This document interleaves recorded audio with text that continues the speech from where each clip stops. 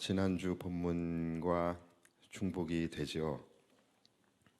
참 말씀 전에 우리 장로님들은 예배 마친 후에 잠깐만 새가족실에 모여주시기를 부탁드리겠습니다.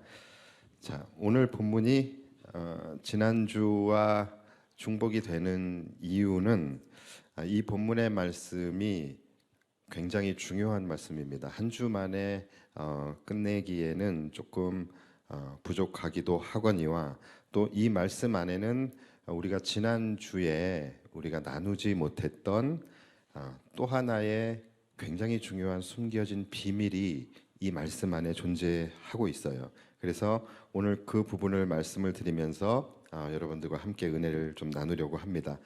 예수님께서 제자들에게 사람들이 나를 누구라 하느냐 이렇게 물으셨을 때 제자들이 뭐라고 대답을 했습니까?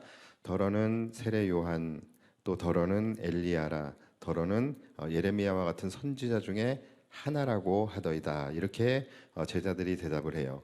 자, 이 말씀을 들은 예수님께서 질문을 바꿔서 다시 하시죠. 자, 이 질문이 중요한 거예요. 자, 그렇다면 너희는 나를 누구라 하느냐? 자, 이 질문을 하시게 됩니다.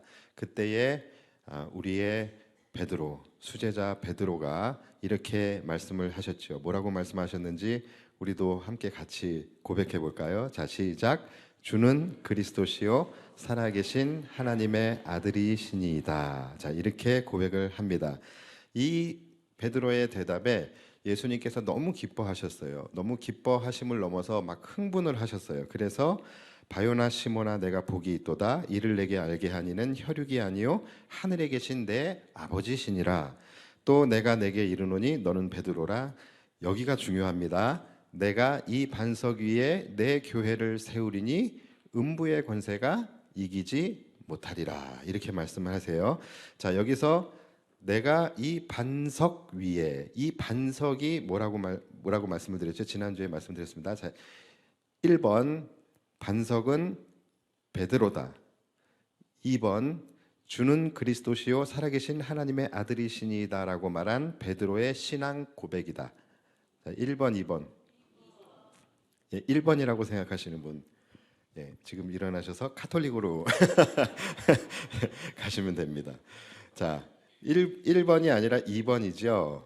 주는 그리스도시요 살아계신 하나님의 아들이시니다 라고 고백하는 신앙의 고백 위에 하나님의 교회가 세워지게 되는 것입니다.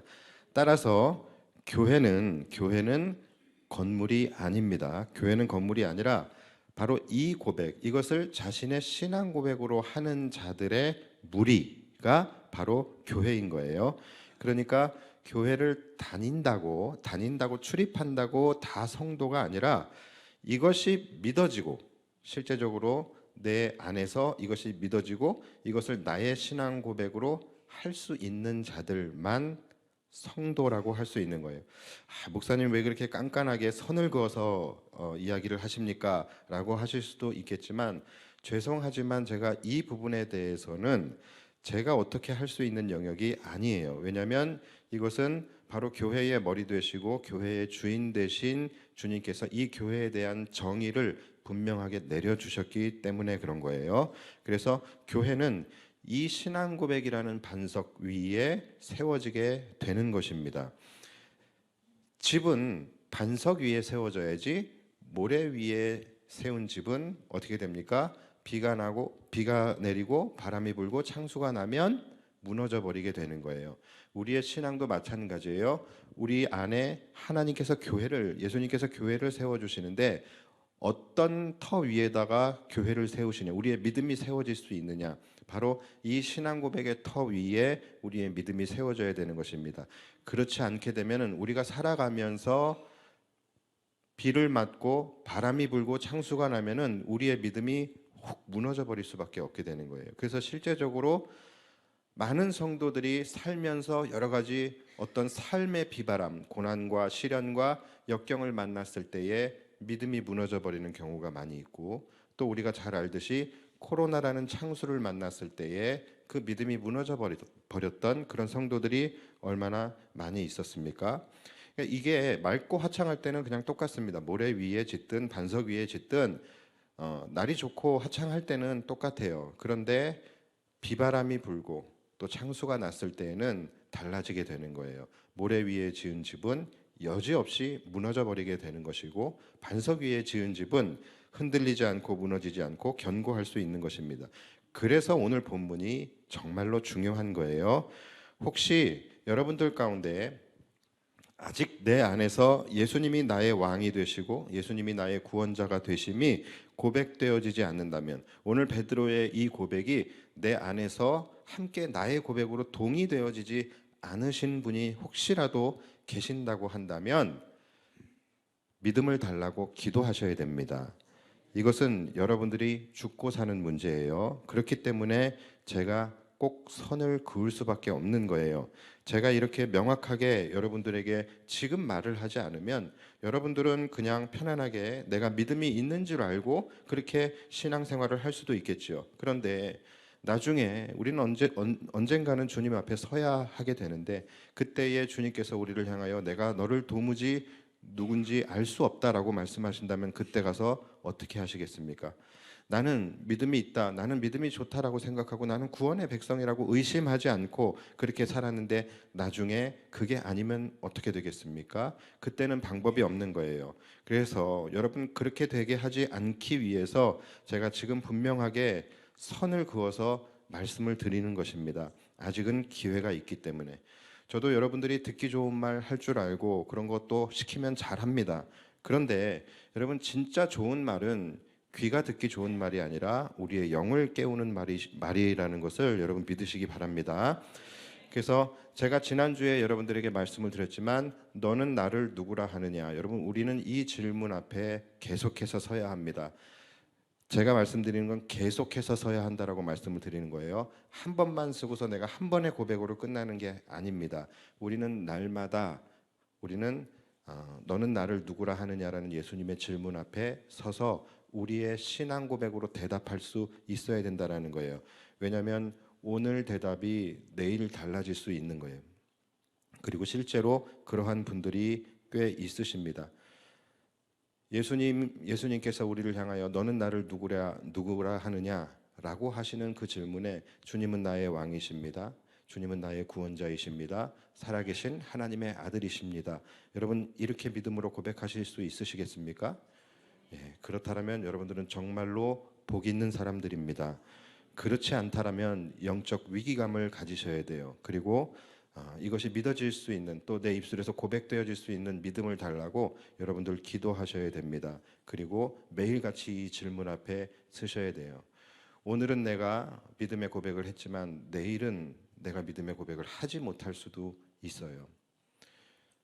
또 반면에 오늘은 예수님의 그 질문에 제자들처럼 쭈삣쭈삣하며 당황하면서 대답하지 못할 수도 있어요. 그러나 주님께서 믿음을 주시면 내일 우리는 베드로와 같이 담대하게 대답하게 될 수도 있는 것입니다. 그러니까 이 고백이 나의 고백이 될 수 있도록 믿음을 달라고 계속해서 기도하시면서 이 질문 앞에 계속해서 서셔야 돼요. 그리고 계속해서 고백하셔야 됩니다. 그런 의미에서 금찬기는요, 초신자들일수록 더 나와야 되는 거예요. 더 나오셔서 하나님 앞에 더 적극적으로 몸부림치는 기도를 하면서 믿음 달라고 기도하셔야 되고, 또 그때에 주님께서 부어주시는 그 은혜를 통하여 정말로 주님 살아계셨군요, 주님은 나의 구원자시고 주님은 나의 왕이십니다, 이렇게 자신의 고백으로 터져 나올 때에 감동과 환희를 우리는 느끼게 되는 것이 되겠죠. 그러면 예수님께서 굳이 우리에게 말씀하지 않으셔도 우리가 압니다. 내가 정말로 복된 사람이구나, 내가 정말로 복 있는 사람이구나, 이것을 깨닫게 되는 것입니다. 자, 예수님께서는 이 신앙 고백 위에 내 교회를 세우시겠다라고 말씀하시며 그 다음이 이제 음부의 권세가 이기지 못할 것이다 라고 말씀을 하셨어요. 자, 이 말씀의 뜻을 우리가 지난주에 함께 나눴죠. 하나님의 교회, 예수 그리스도가 머리 되시고 예수 그리스도가 주인 되시는 교회는 결코 무너지지 않는다라는 거예요. 사단의 공격과 핍박이 있다 할지라도 교회는 흔들리지 않고 하나님이 끝까지 지켜주신다. 그래서 교회는 영원 무궁토록 왕성하여질 것이다. 자, 이것이 이 말씀의 뜻이라고 제가 지난주에 말씀을 드렸지요. 자, 다시 한번 여러분 믿으십니까? 예. 자, 그런데 자, 여러분 이 말씀 속에는 또 다른 해석이 존재하고 있다는 것을 혹시 여러분들 아십니까? 사실 제가 지난주에 말씀드렸던 그 해석은 이 말씀의 본질, 굉장히 중요한 교회의 본질을 제가 많이 순화시켜서 말씀드린 거예요. 자, 이 말씀에 대한 정확한 해석은 따로 있습니다. 내가 이 반석 위에 내 교회를 세우리니 음부의 권세가 이기지 못할 것이다. 여러분 이 말씀을 원문을 토대로 직역을 하게 되면은 다소 생소하고 다소 굉장히 다른 해석이 나오게 돼요. 자, 우리가 지금 우리가 보고 있는 개역 개정 성경이죠. 개역 개정 성경에는 내가 이 반석 위에 내 교회를 세우리니 음부의 권세가 이기지 못하리라 이렇게 번역이 되어져 있어요. 그런데 다른 번역본을 좀 봤으면 좋겠습니다. 바로 새 번역본입니다. 새 번역 성경에 오늘 이 본문의 말씀을 제가 한번 읽어드릴게요. 한번 띄워주시겠어요? 예, 자, 이 새 번역 성경입니다.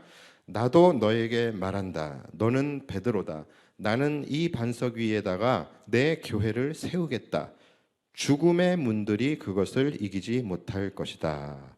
자, 음부의 권세가 뭐로 번역이 됐습니까? 죽음의 문 이렇게 번역이 됐어요. 이렇게 되니까 해석의 뉘앙스가 조금 달라지지 않습니까? 자, 하나 더 볼까요? 요즘 많은 교회에서 사용하고 있는 우리말 성경이라는 것이 있죠. 자, 우리말 성경 번역본도 한번 보겠습니다. 자, 읽어드릴게요. 너는 베드로다. 내가 이 반석 위에 내 교회를 세울 것이니 지옥의 문들이 이것을 이길 수 없을 것이다. 자, 여기서도 마찬가지 음부의 권세가 뭐로 해석이 됐습니까? 지옥의 문이라고 번역이 되어 있죠. 자, 우리가 보는 개역 개정 성경에서 이것이 음부의 권세라고 번역되어 있지 다른 성경들은 그렇지 않습니다. 죽음의 문 또는 지옥의 문 이렇게 문, 게이트로 번역이 되어져 있다라는 거예요. 영어 성경에도 마찬가지예요. Gates of Hades. 하데스가 뭐냐면 바로 죽은 자들의 나라거든요. 그러니까 지옥의 문인 거예요. 이렇게 번역이 되어져 있어요. 그러니까 종합하면 이 말씀의 정확한 해석이 뭐냐면 내가 이 반석 위에 내 교회를 세울 것이니 지옥의 문들이 이기지 못할 것이다가 되는 거예요. 자, 그런데 여러분 이렇게 해석을 하게 되면은 굉장히 해석하기가 어려워지고 이게 문맥이 좀 맞지 않는 것 같아요. 좀 표현이 어색한 것 같습니다. 그게 왜 그러냐면 바로 이 부분이 문으로 해석이 되어졌기 때문에 그래요. 자, 여러분 문의 용도가 뭡니까? 문의 용도는 그냥 들어가고 나가는 거예요. 그렇죠? 그런데 전쟁에 있어서 문의 용도가 뭘까요? 전쟁에 있어서 문의 용도. 총과 활은 전쟁에서 어떤 용도죠? 공격하는 용도예요. 그렇죠? 그러면 문은 무슨 용도입니까? 방어하는 용도예요. 그렇죠? 그래서 문빗장을 걸어 잠그고서 그러잖아요. 그러니까 문이라는 것은 방패의 용도를 의미하는 것입니다. 그러니까 이 말씀이 만약에 지옥의 칼이 이기지 못할 것이다 라고 하면은 자연스럽게 해석이 돼요. 그런데 지옥의 문이 이기지 못할 것이다. 자, 이것은 좀 어색합니다. 왜냐하면 방패로 공격을 하는 사람이 어디 있어요? 그렇죠? 그러니까 자, 이것이 자연스러워져야 돼요. 이 문맥이 자연스러워야 되는데 자연스러워지려면 어떻게 해야 합니까? 어떻게 해야 될까요? 바로 공격의 주체가 바뀌어야 되는 거예요. 다시 말해서 사단이 교회를 공격하는 것이 아니라 교회가 사단을 공격할 때에 사단의 문, 죽음의 문, 지옥의 문이 견디어내지 못할 것이다 라는 것이 이 말씀의 제대로 된 해석인 거예요.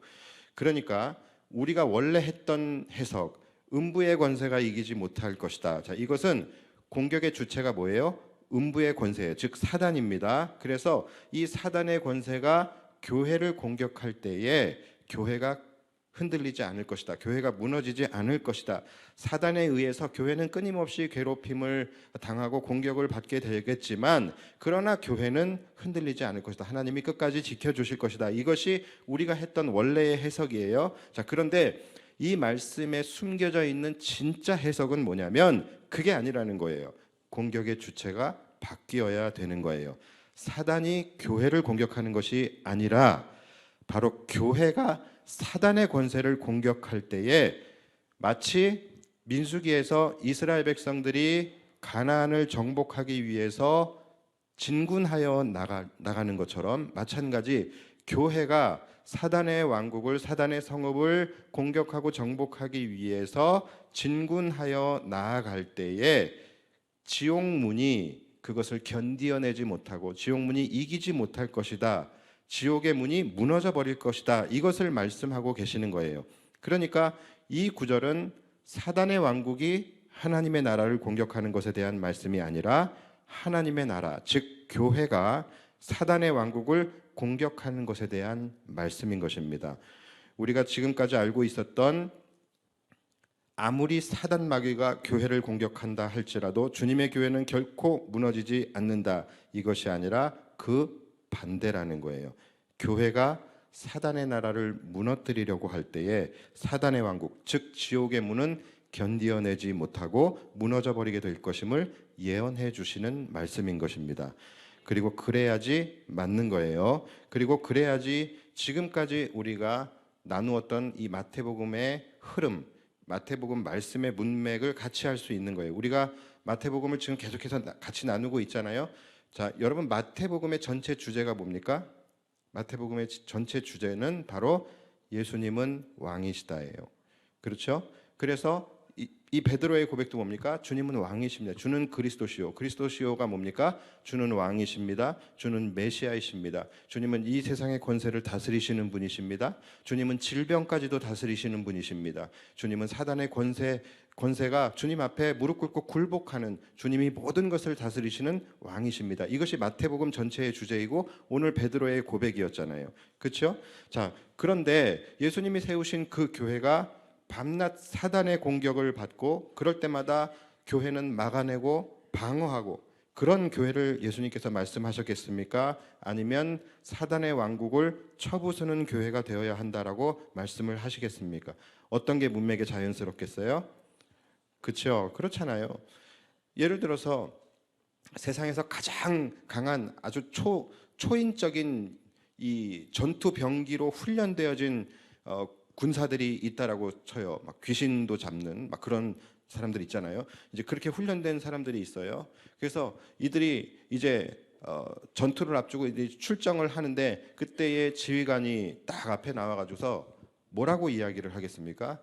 너희들은 그 누구도 이길 수 없는 너희들은 가장 강력한 군대이고 너희들은 어디에 침투하든지 너희들은 그곳을 쳐부수고 정복할 수 있을 것이다. 이렇게 얘기를 하지 않겠습니까? 그런데 그게 아니라 지휘관이 앞에 나와서 이제 너희는 맷집이 대단한 존재가 되었다. 너희들은 맞는데 최적화된 군사들이다. 너희들은 10대를 맞아도 흔들리지 않고 100대를 맞아도 무너지지 않을 거야. 이렇게 이야기하지는 않지 않겠습니까?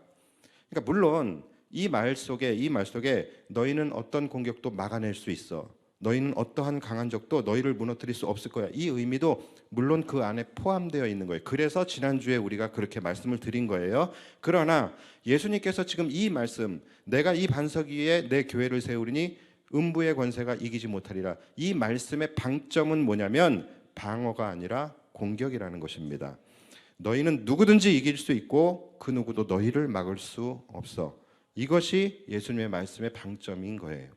우리가 해석해왔던 것처럼 사단이 일방적인 주도권을 가지고 계속해서 교회를 공격하고 교회를 때리고 괴롭히고 무너뜨리려고 하고 그래서 교회는 언제나 수세에 밀려서 방어만 한다? 여러분 교회는 그런 곳이 아닙니다. 교회는요 만약에 그렇게 된다라고 하면 교회는 그냥 사단의 공격만 받고 그럴 때마다 때리면 맞고 그런 교회라고 한다면 어떻게 되겠습니까? 교회는 자신을 지키는 데만 급급한 교회가 되게 되는 것이고 그러면 교회는 그 어떤 사명도 이룰 수 없고 복음도 전할 수 없는 것이고 하나님의 나라를 확장할 수도 없는 그런 유약한 교회가 될 수밖에 없는 것입니다. 물론 교회가 무너지지 않는다 할지라도 그럼 뭐 합니까? 항상 사단의 위협 가운데 노출되어져 있는 유약한 교회, 불안한 교회가 될 수밖에 없다라는 것이죠. 그리고 실제적으로 그런 교회가 이 땅에도 존재를 합니다. 어떤 교회들 보면은 항상 교회 내부에서 일어나는 문제들이 있어요. 그런 여러 가지 공격으로부터 계속해서 교회가 흔들리는 그런 교회들이 있어요. 그런데 그런 교회들을 한번 보십시오. 교회를 지키는 데만 급급합니다. 문제를 해결하는 데만 급급하지 하나님께서 그리스도께서 교회에게 주신 사명을 감당하는 데는 꿈도 못 꿔요. 세상을 향하여 교회가 교회로서의 어떤 역할을 감당하고 사명을 감당하는 것을 할 수가 없습니다. 그러니까 그런 교회가 된다라는 것이죠. 근데 예수님께서 세우신 교회가 그런 교회겠습니까? 그렇지 않다라는 거예요. 그런 교회가 이 땅을 어떻게 복음으로 물들이고 어떻게 하나님의 나라를 확장해 나아갈 수 있겠습니까? 왕이신 예수님께서 그분이 주인 되신 교회를 이제 이 세상에 출범을 시키시는데 겨우 그런 교회를 세우시고 이렇게 거창하게 말씀을 하시겠습니까? 그러니까 이것은 흐름이 맞지 않다라는 거예요. 이 말씀의 정확한 해석은 뭐냐면 내가 이 반석 위에 내 교회를 세우리니 지옥의 문들이 견디어내지 못할 것이다예요. 교회가 사단의 권세를 무너뜨리기 위하여 전진하며 나아갈 때에 사단은 지옥문을 굳게 잠그고 죽을 힘을 다해 버티겠지만 결국 이기지 못하고 견디어내지 못하고 무너져 내릴 것이다 라는 것입니다. 여러분 한 번 더 말씀드릴게요. 믿으십니까? 믿으십니까? 이렇게 액센트를 줘야 여러분들도 크게 하시더라고요. 근데 사실 지금 그런 상태가 맞거든요. 여러분 사단은 이미 패한 존재입니다. 그렇죠? 이제 곧 부활절이죠. 예수님께서 부활하실 때에 사단 마귀 죽음의 권세를 이기시고 부활하셨어요. 그렇죠? 그래서 사단 마귀는 2000년 전에 이미 패한 존재들입니다. 그런데 지금까지 남아서 발악을 하고 있는 상태인 거예요. 언제요? 예수님 다시 오실 때까지. 그러니까 지금 이들은 이미 패한 존재이고 실제적으로 이들은 힘이 없습니다. 그리스도의 교회가 밀고 들어가면 버티지 못하고 지옥의 문은 무너져 버리게 되어져 있다라는 것이죠. 마치 여러분 걸프전 기억하십니까? 걸프전과 같은 거예요. 걸프전이 처음에 일어났을 때에 이 걸프전이 일어난 지 불과 6개월 만에 다국적군이 승리해 버립니다. 그리고 승리의 깃발을 꽂아 버려요. 그러니까 6개월 만에 전쟁이 끝난 거예요. 이미 그들은 패한 겁니다. 그런데 나머지 잔존 세력들이 이 탈레반들이죠. 여기 남아 가지고서 여기저기서 테러를 일으키며 발악을 하잖아요. 그래서 6개월 만에 끝났던 전쟁이 막 10년 이렇게 계속 늘어지게 되지 않았습니까? 마찬가지예요. 지금 사단이 이런 존재들이라는 거예요. 그들은 이미 패한 자들이에요. 이미 전쟁은 끝났습니다. 그런데 이들이 끝까지 남아서 지금 발악을 하고 있는 거예요. 그러나 아무리 이들이 난리를 친다 할지라도 이미 이들은 패한 자들이기 때문에 하나님의 나라에는 절대로 위협이 될 수 없는 거예요. 그러나 이 테러범들이 민간인들에게는 위협이 될 수 있잖아요. 마찬가지 사단도 성도들에게는 위협이 될 수 있습니다. 그래서 곳곳에 교회가 존재하는 것입니다. 교회가 하는 역할이 뭡니까? 바로 영적 테러범들, 이 사단 마귀의 권세를 진압하기 위해서 주님이 세우신 전투 기지가 바로 이 땅의 교회라는 거예요. 그래서 이 땅의 교회를 신학적으로 전투적 교회라고 하는 것입니다. 이 지상의 교회와 천상의 교회가 있는데 지상의 교회가 바로 이 땅의 교회인데 이 땅의 교회를 전투적 교회라고 하는 것입니다. 지상의 교회는 하늘의 교회에서 성도들을 지키기 위해서 파견한 전투부대, 호위부대인 것이죠. 그래서 이 지상의 교회를 전투적 교회라고 하는 건데, 자, 그렇다면 교회의 역할은 뭡니까? 이 땅의 교회의 역할? 말 그대로 전투를 하는 거예요. 교회는 전투를 하는 곳입니다. 방어만 하는 것이 아니라 직접 사단의 나라에 쳐들어가서 지옥 문을 쳐 부수고 그곳에 억류되어져 있는 수많은 하나님의 백성들을 구출해서 나오는 것. 여러분 이것이 교회의 사명이에요. 그것이 전투적 교회의 사명이에요. 그러니까 교회의 전투 무기는 뭡니까? 교회의 전투 무기. 우리는 총과 칼이 아닙니다. 교회의 전투 무기는 그리스도의 보혈로 무장된 성도 그리고 바로 그리스도의 복음이 이 땅의 전투적 교회의 무기가 되는 것입니다. 그래서 우리는 복음 전파를 통하여 이 세상을 둘러싸고 있는 지옥의 문을 부숴야 하는 것이지요. 지옥의 문이 이기지 못하고 무너지게 될 때에 그때에 어떤 일이 일어나게 됩니까? 그 안에 사로잡혀 있던 죄인들, 바로 사단의 포로들이 그 열린 문을 통하여 쏟아져 나오게 되는 거예요. 지옥의 문이 부서지게 될 때, 무너지게 될 때 그 안에 사로잡혀 있던 하나님의 백성들이 쏟아져 나오게 된다라는 것이죠. 그렇게 수많은 영혼들을 사단의 치하로부터 구해내고 벗어나게 하는 것, 그것을 우리는 전도와 선교라고 하는 것입니다. 그러니까 전도와 선교 역시 영적 전투인 것이죠. 마치 라이언 일병 구하기와 같아요. 그 라이언 일병 구하기를 하는 곳이 교회인 거예요. 우리가 어떻게 합니까? 한 영혼을 살리기 위해서, 한 영혼을 구해내기 위해서 얼마나 많은 희생을 치르고 얼마나 피 흘리기까지 싸우고 있습니까? 여러분, 그것이 교회가 하는 일이고 교회의 사명인 거예요. 그렇게 이 세상에 편재해 있는 죽음의 문들, 지옥의 문들을 하나씩 하나씩 도장 깨기를 하면서 이 땅을 복음으로 정복해 나아가는 것, 그것을 우리는 하나님 나라의 확장이라고 하는 것이지요. 그러니까 전도와 선교, 하나님 나라의 확장, 이것이 다 연결이 되는 영적 전투인 것이지요. 이것이 여러분 교회의 사명이고, 이것이 예수님께서 말씀하신 교회이고, 이것이 성경적으로 해석되어지는 전투적 교회라고 할 수 있는 것입니다. 여러분, 교회인 우리들은요, 이제 더 이상 이렇게 유약한 마음 상태로 신앙생활을 해서는 안 되는 거예요. 교회는 전쟁 중입니다.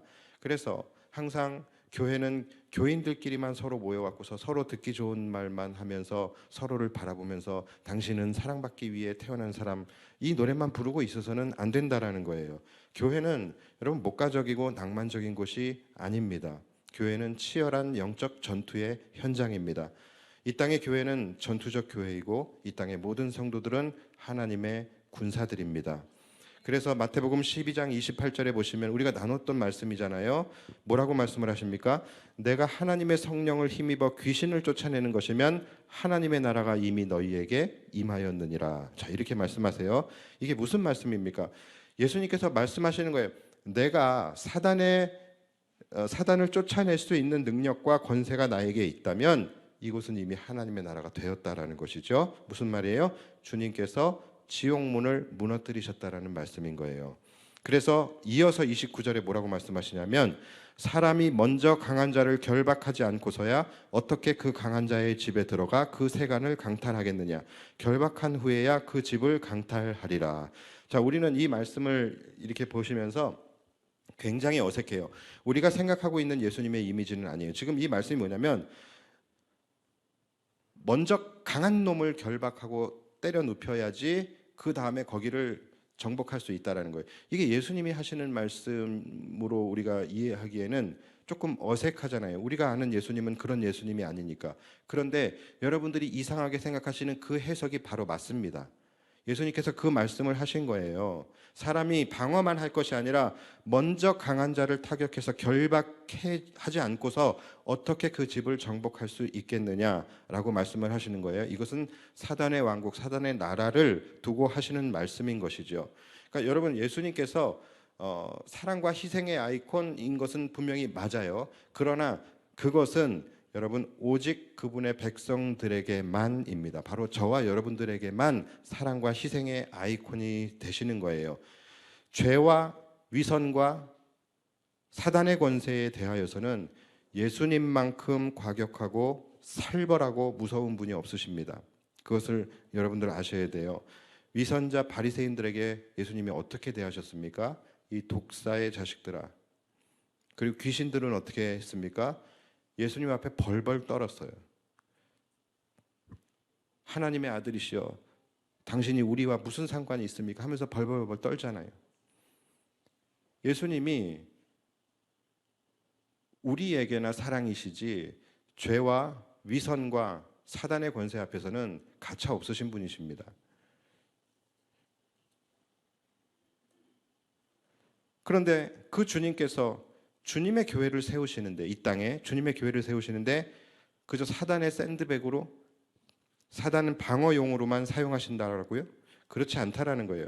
하나님의 교회는 전투적 교회입니다. 이 땅의 지옥문을 깨트리고 부서뜨리는 사명이 있는 곳이 교회이고요. 또 이 땅의 지옥문을, 죽음의 문을 무너뜨릴 수 있는 권세와 능력이 있는 곳이 바로 그리스도의 교회임을 믿으시기 바랍니다. 다만 우리의 무기는 총과 칼이 아닌 거예요. 우리의 무기는 뭡니까? 바로 그리스도의 복음인 것이죠. 자, 우리가 이제 피에스타를 이제 시작을 하게 되죠. 피에스타를 시작하는 것도요. 제가 피에스타를 우리 교회의 가장 큰 행사라고 이야기를 하는데, 여러분, 피에스타가 왜 가장 큰 행사입니까? 바로 교회에게 주어진 가장 큰 사명이고 우리 교회가 감당하는 가장 큰 전투이기 때문에 그렇습니다. 그래서 우리가 이번에 부활절에도 부활절 오후에 발대식을 하게 되는 것이죠. 이 발대식이 바로 출정식을 하는 거예요. 전투를 나가기 위한 출정식을 하는 것입니다. 부활절이 어떤 날입니까? 예수 그리스도께서 사망 권세를 이기시고 부활하신 날이 부활절이죠. 자, 이때에 주님께서 죽음의 권세를 물리치신, 지옥 문을 무너뜨리신 그 승리의 영광을 이 땅 가운데 재현하고 다시 한번 선포하기 위해서 우리는 그날 오후에 발대식을 하게 되는 거예요. 다시 말해서 출정식을 하게 되는 것입니다. 이게 딱 맞추려고 맞춘 건 아닌데 올해는 그렇게 날짜가 딱 맞아 떨어진 거예요. 자, 그래서 여러분들이 우리가 발대식을 할 때에, 그리고 또 피에스타를 할 때에 우리의 마음이 새로워야 합니다. 우리가 정말로 이 세상의 지옥 문들을 부수며 나아간다, 부수기 위해서 우리가 진군한다 라는 그러한 마음으로 여러분들이 발대식에 임해 주셔야 됩니다. 자, 말씀을 정리합니다.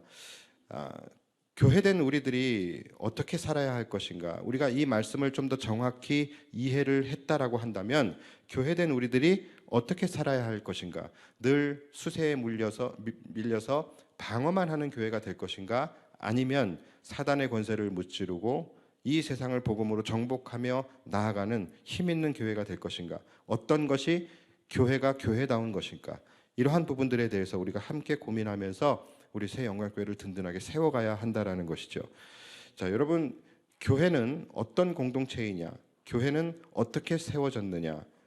교회는 어떻게 세워졌습니까? 정리합니다. 예수를 그리스도로 시인하는 자들. 그러니까 예수 그리스도가 나의 왕이시고 나의 구원자이시고 살아계신 하나님의 아들이심을 고백하는 그 믿음 위에 하나님의 교회가 세워지게 되는 것입니다.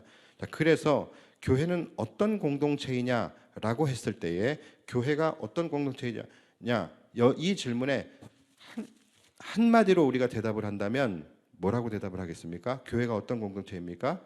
바로 예수를 고백하는 공동체예요. 그러니까 여러분들이 어렵게 정의 내리려고 하지 마십시오. 교회는 어떤 곳이냐? 예수를 고백하는 공동체입니다. 그래서 교회 안에서의 모든 대화는 예수를 고백하는 대화가 되어줘야 되는 거예요. 그래서 제가 여러분들에게 등대 모임을 하든지 교회의 여타 다른 어떤 모임을 할 때에 다른 얘기하지 말고 세상 이야기 하지 말라고 말씀드리면서 무슨 얘기하라 그래요? 예수님 이야기 하시고 하나님의 은혜 이야기 하십시오라고 말씀을 드리는 게 그 때문이에요. 교회 안에서 이것이 교회의 정체성이, 예수를 주로 고백하는 것이 교회의 정체성인데, 교회 안에서 예수 그리스도를 고백하지 않는 공동체는 교회가 아닌 것입니다. 그래서 언제나 예수님만 고백하는 그런 공동체가 되어야 됩니다. 자, 그리고 두 번째는 예수님만 자랑하는 공동체가 되어야 합니다. 자, 이것은 연결되는 거예요. 예수님만 고백하는 공동체는 예수님을 자랑하는 공동체가 될 수밖에 없는 것이죠. 그렇죠? 그러니까 예수님만 고백하는 공동체는 예수님만 자랑하는 공동체가 되게 되는 거예요. 이게 은혜스러운 교회와 은혜스럽지 않은 교회의 차이가 바로 여기서 나타나게 됩니다. 여러분, 은혜스러운 교회일수록 교회 자랑하지 않고 예수님 자랑합니다. 어떤 교회들은 보면은 많은 교회들이 건물 자랑하고 또 시설 자랑하고 또 목사님 자랑하고 또는 뭐 프로그램 자랑하고 또는 교인 수를 자랑하고 이런 것들을 자랑하는 교회들이 많이 있어요. 그렇게 따지면 우리 교회도 자랑할 게 없는 건 아니에요. 우리 교회도 자랑할 거 많이 있죠. 우리 교회 이쁘죠. 우리 교회는 또 건물이 이쁘고 또 우리 교회는 건물이 예쁜 교회입니다. 교회 자랑할 거 많죠. 3개나 되잖아요. 그렇죠? 그러나 우리는 그런 거 자랑하는 교회가 되어서는 안 되고 이 교회의 주인이신 예수님만 자랑하는 교회, 그리고 예수님만 고백하는 교회가 되어야 합니다. 그리고 마지막 세 번째, 오늘 말씀의 제목, 우리 교회는 전투적 교회가 되어야 합니다. 내가 이 반석 위에 내 교회를 세우리니 지옥의 문들이 이길 수 없을 것이다. 우리는 하나님 나라의 확장 사역, 이 사명을 우리는 가지고 있는 교회예요. 사단의 공격에 그저 방어만 하는 교회, 그냥 맷집 좋게 아무리 맞아도 흔들리지 않는 교회, 그런 교회에서 만족하는 것이 아니라 이 세상을 향하여 복음의 무기를 들고 세상을 향하여 전진하는 교회, 세상의 음부의 권세를 타파하고 지옥의 문을 날려버릴 수 있는 그런 교회가 되어야 된다는 거예요. 그래서 지금도 사단에 억류되어져 있는 하나님의 백성들이 얼마나 많이 있습니까? 구원받고 하나님께 돌아와야 할 하나님의 백성들이 얼마나 많이 있습니까? 그들이 돌아오기 위해서는 그들이 억류되어져 있는 지옥의 문을 부숴야 된다는 것이죠. 그리스도의 복음으로 그 문을 무너뜨릴 때에 그 열려진 문을 통하여 많은 하나님의 백성들이 주님께 돌아올 수 있게 되는 것이죠. 그리고 그것을 위해 부름받은 자들이 바로 우리고 우리 새 영광교회라는 것이죠. 그래서 우리는 이 사명을 감당하기 위해서 때로는 훈련도 받아야 하고 때로는 피 흘리기까지 싸우기도 해야 되는 것이죠.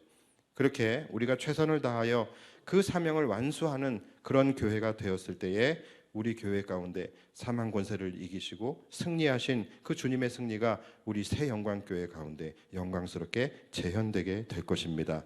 이 일을 위해서 힘을 다하여 힘쓰시는 우리 새 영광교회 모든 성도들이 되시기를 바라고, 또 그로 말미암아 우리가 언젠간 주님을 만나게 될 텐데 주님 만나는 그날에 영광의 면류관, 승리의 면류관을 받아 쓰시는 저와 여러분들이 되시기를 주님의 이름으로 축복합니다.